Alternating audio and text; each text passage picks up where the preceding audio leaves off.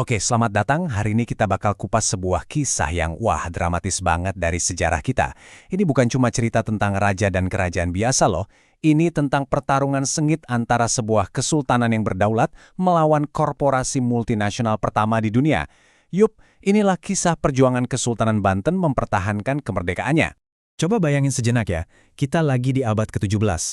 Di ujung barat Pulau Jawa, Banten itu bukan sekedar nama tempat. Dia itu persimpangan dunia.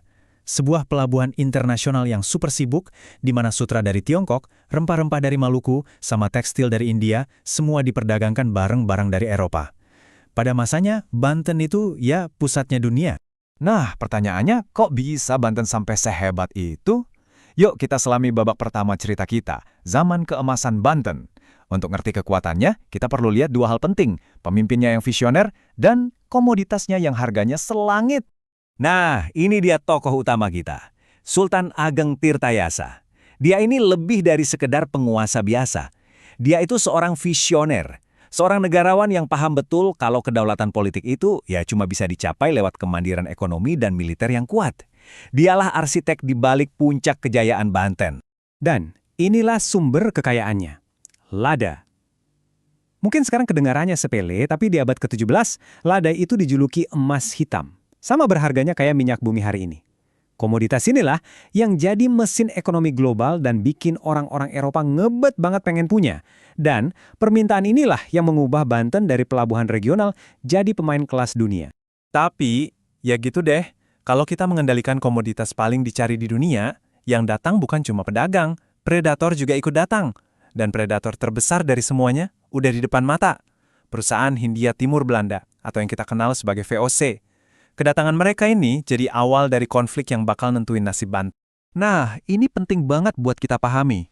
VOC itu bukan mitra dagang. Mereka itu korporasi yang punya senjata, lengkap dengan tentara swasta, armada kapal perang, dan satu tujuan yang kejam, monopoli total. Mereka datang bukan untuk bersaing, tapi untuk menaklukkan. Filosofi perdagangan bebas Banten yang terbuka, ya jelas bikin Banten jadi musuh alami sekaligus target utama mereka. Di sini nih, kita bisa lihat benturan dua dunia yang beda banget. Visinya Sultan Ageng itu soal perdagangan terbuka dan aliansi global. Pokoknya Banten yang terkoneksi dengan dunia. Sebaliknya, strateginya VOC itu soal kontrol total. Mengisolasi, menekan, dan mendominasi setiap jalur perdagangan cuma buat keuntungan mereka sendiri. Ini udah lebih dari sekedar perang dagang. Ini pertarungan ideologi. Sultan Ageng jelas nggak tinggal diem dong. Dia sadar kalau head-to-head secara militer di laut itu sulit. Jadi dia melancarkan perang ekonomi. Dia serang di titik paling lemah mereka, duitnya. Dia blokade rute-rute vital VOC, buka jalur dagang baru yang nggak lewat mereka, dan memperkuat aliansi dengan saingan-saingan VOC di Eropa dan Asia. Ini kayak permainan catur geopolitik yang dirancang khusus buat melemahkan raksasa korporasi itu.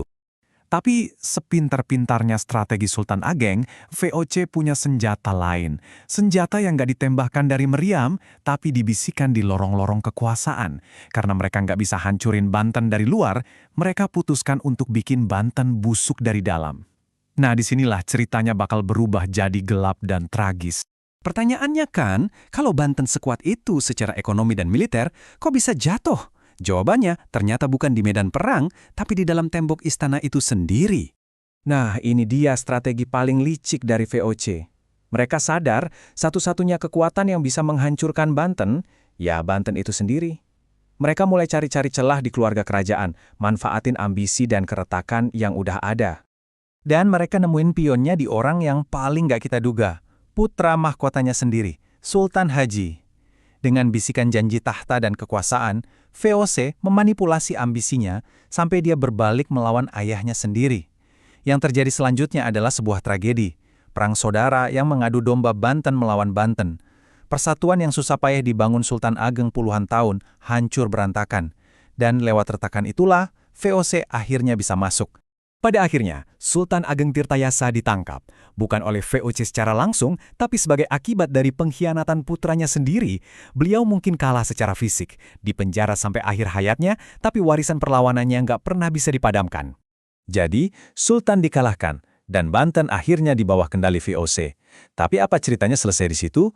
Oh, tentu enggak. Mari kita masuk ke bagian terakhir, warisan perlawanan. Karena pelajaran dari perjuangan Banten ini masih relevan banget sampai hari ini. Pelajaran dari Sultan Ageng ini jelas banget dan masih berlaku sampai sekarang. Pertama, kemandirian ekonomi itu fondasi dari kedaulatan yang sesungguhnya. Kedua, jangan bergantung sama satu kekuatan aja. Bangun jaringan aliansi yang luas.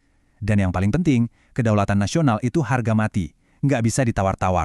Coba deh kita pikirin lagi, sebuah negara berdaulat berjuang melawan korporasi multinasional yang super kuat. Debat antara perdagangan bebas versus proteksionisme. Taktik pecah belah internal yang dipakai buat melemahkan bangsa. Cerita ini mungkin kejadiannya 300 tahun yang lalu, tapi tantangannya terasa modern banget kan? Ini mencerminkan dilema yang dihadapi banyak negara sekarang.